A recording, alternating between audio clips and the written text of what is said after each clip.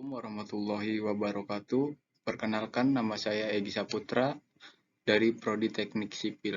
Kali ini saya akan mempresentasikan tentang teknologi bahan konstruksi. Teknologi bahan konstruksi ialah mempelajari materi dan praktek mengenai bahan bangunan untuk menghasilkan bangunan yang kuat, kokoh, serta tahan lama, seperti mempelajari agregat halus, agregat kasar, semen, air, besi, baja, kayu, dan zat-zat lain yang dapat menunjang proses pembangunan. Bahan-bahan konstruksi bangunan. Yang pertama ada batu bata, baja, pasir, kerikil, batako, dan beton. Yang pertama adalah batu bata. Pengertian batu bata adalah bahan bangunan yang terbuat dari tanah liat yang dibakar hingga berwarna merah yang khas. Batu bata ini dikenal juga dengan sebutan bata merah.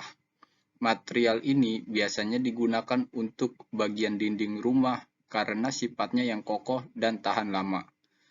Batu bata juga mempunyai kelebihan dan kekurangan. Kelebihan batu bata ialah yang pertama, mudah untuk disusun dan dipasang sehingga tidak memerlukan keahlian tertentu. Berikutnya, mudah diangkut karena ukurannya yang kecil dan harganya cukup murah. Tidak memerlukan perekat khusus, cukup semen dan pasir. Tahan panas sehingga melindungi bangunan lebih lama dari api. Kekurangan batu bata merah.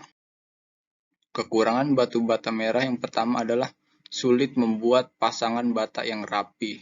Kedua, bahannya adalah bahan yang menyerap panas saat musim panas dan menyerap dingin saat musim dingin, sehingga suhu ruangan di dalamnya tidak stabil. Yang ketiga, cenderung boros dalam menggunakan material perekat. Yang keempat, bata merah adalah material yang cukup berat sehingga menimbulkan beban lebih pada struktur bangunan. Yang kedua adalah baja. Baja merupakan paduan logam dengan besi Pe sebagai unsur dasar dan karbon C sebagai unsur paduan utama. Material baja lebih unggul dari segi kekuatan serta duktilitasnya, sehingga Senagat tidak heran apabila di setiap proyek-proyek besar seperti jembatan atau gedung bertingkat tinggi menggunakan baja selalu ditemukan meskipun tidak harus mendominasi. Selain itu, karena buatan pabrik, baja memiliki kelebihan dibanding dengan material beton atau kayu karena memiliki kontrol mutu yang baik. Kelebihan material baja yang pertama, elastisitas. Dua, memiliki kekuatan tinggi, sifat yang seragam, memiliki duktilitas yang bagus. Kekurangan material baja. Yang satu, mudah karatan. Kedua, biaya perawatan besar. Yang ketiga, tidak tahan terhadap panas tinggi. Yang keempat, bentuk tampang terbatas. Yang kelima, penyambungan membutuhkan alat dan tenaga khusus. Yang ketiga adalah pasir. Pasir adalah material butiran yang terdiri dari partikel batuan dan mineral yang terpecah halus. Ukuran pasir lebih halus dari kerikil dan lebih kasar dari lanau. Pasir juga bisa mengacu pada suatu kelas tekstur dari tanah atau jenis tanah, yaitu tanah yang mengandung lebih dari 85% partikel berukuran pasir berdasarkan massa. Berikut penggunaan pasir. 1. Penggunanya sebagai ukuran.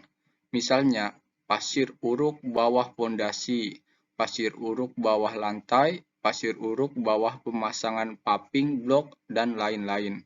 Yang kedua, penggunaan sebagai mortar atau spesi.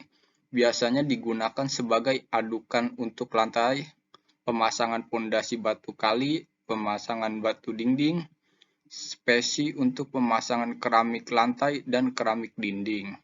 Yang ketiga, penggunaannya sebagai campuran beton, baik untuk beton bertulang maupun tidak bertulang. Biasanya kita jumpai dalam struktur pondasi beton bertulang, selop, lantai, kolam, plat lantai, cordak, ring block, dan lain-lain. Yang keempat adalah kerikil. Kerikil ialah batuan kecil, biasanya batuan granit yang dipecahkan. Ukuran kerikil yang selalu digunakan ialah antara 2 mm sampai 75 mm. Kerikil sering digunakan dalam pembangunan badan jalan dan sebagai batu campuran untuk memproduksi bata. Terdapat beberapa jenis batu kerikil yang sudah dikenali, yaitu kerikil tepi, kerikil pantai, cadas teluk, cadas tumbukan, kerikil tumbukan, dan kerikil murni. Yang kelima adalah batu batako. Batu batako ialah suatu jenis unsur bangunan berbentuk bata yang dibuat dari bahan utama semen Portland, air, dan argret yang dipergunakan untuk pasang dinding. Menurut bentuknya, batako dibedakan menjadi dua, yaitu batako berlubang hollow block dan batako tidak berlubang solid block. Kelebihan menggunakan batu batako yang pertama adalah ukurannya besar, sehingga waktu dan ongkos pemasangan juga lebih hemat. Yang kedua, khusus jenis yang berlubang, dapat berfungsi sebagai isolasi udara. Yang ketiga, apabila pekerjaan rapih tidak perlu diplester. Yang keempat, lebih mudah dipotong untuk sambungan tertentu yang membutuhkan potongan. Yang kelima, sebelum pemakaian tidak perlu direndam air. Yang keenam, kedap air sehingga sangat kecil kemungkinan terjadinya rembesan air. Kekurangan dari batu batako. Ya, kekurangannya yaitu mudah terjadi retak. Yang kedua, mudah dilubangi dan mudah pecah karena terdapat lubang pada bagian sisi dalamnya. Yang ketiga, kurang baik untuk isolasi panas dan suara. Yang terakhir adalah beton.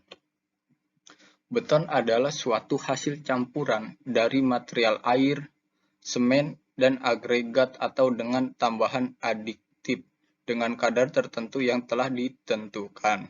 Beton akan memiliki kekuatan yang sangat tinggi setelah mengeras atau mencapai unsur kekuatan beton. Berikut kelebihan beton antara lain. 1. Beton memiliki daya tahan terhadap api. Yang kedua, biaya perawatan beton relatif lebih murah. Yang ketiga, beton segar dapat dibentuk sesuai dengan yang diinginkan. Yang keempat, harganya relatif murah, dapat diolah dari material setempat kecuali semen Portland. Yang kelima, memiliki ketahanan terhadap beban dan tekanan dengan sangat baik. Yang keenam, beton segar dapat diangkut dan dipindahkan dengan alat dengan sangat mudah. Berikut kekurangan beton antara lain, tidak memiliki ketahanan terhadap daya tarik atau mudah retak, sehingga diperlukan penggunaan baja tulang. Yang kedua, beton tidak dapat kedap air secara sempurna. Yang ketiga, beton akan susut dan mengembang bila terjadi perubahan suhu. Yang keempat, beton memiliki bobot yang berat. Yang terakhir, perlu perencanaan yang baik jika merencanakan struktur beton bertulang. Sekian dari saya atas penjelasannya. Terima kasih. Wassalamualaikum warahmatullahi wabarakatuh.